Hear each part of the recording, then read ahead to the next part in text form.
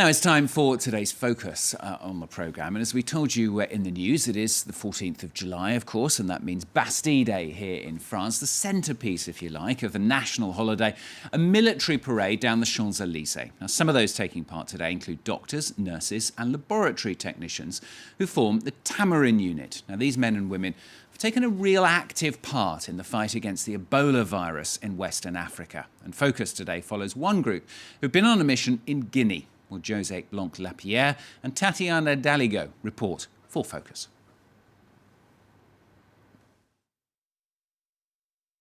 For these military doctors, nurses and medical auxiliaries, it's time for a special training. On vous fera faire l'exercice pour que vous voyez les manipulations qu'on a à faire. 5 days to master the many procedures that will be required for their next mission in Guinea. The assistance of the French army has been requested in the ongoing fight against the Ebola virus. On the airport of Guinea's capital city, Conakry, the French army has already built a field hospital. Its purpose to provide treatment to all African medical personnel infected by Ebola. To prepare for this war against a deadly yet invisible enemy, the army medics need to attend a special kind of boot camp. This takes place in a compound near the French city of Lyon.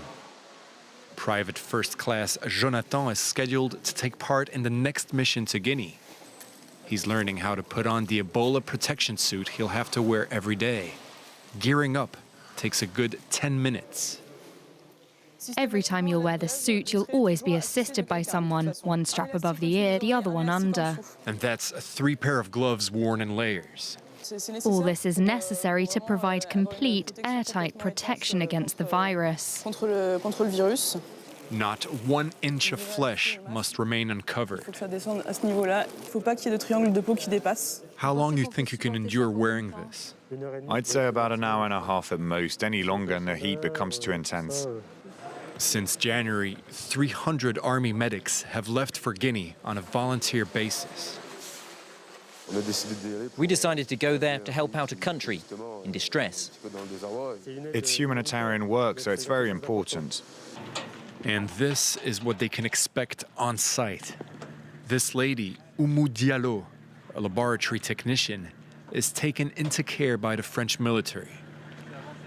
The Ebola virus has just killed her husband, and she might be infected as well.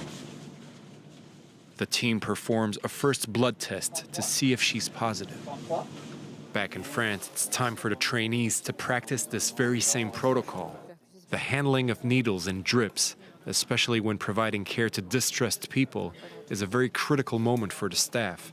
Accidents can happen. Le risque majeur dans cette situation, c'est vraiment de ne pas se piquer avec l'aiguille. I'm impatient to go there. I'm just waiting for the green light, and once the training is finished, I'll be happy to go there and accomplish my duty. Despite the danger, these are battles worth fighting for, especially when the outcome is victory, like when Oumou Diallo, the lab technician, was finally declared Ebola-free after a 3 weeks treatment. Merci à tout le monde. Since January, 26 African medical workers have been taken into care by the French soldiers. 2/3 of them are now Ebola-free.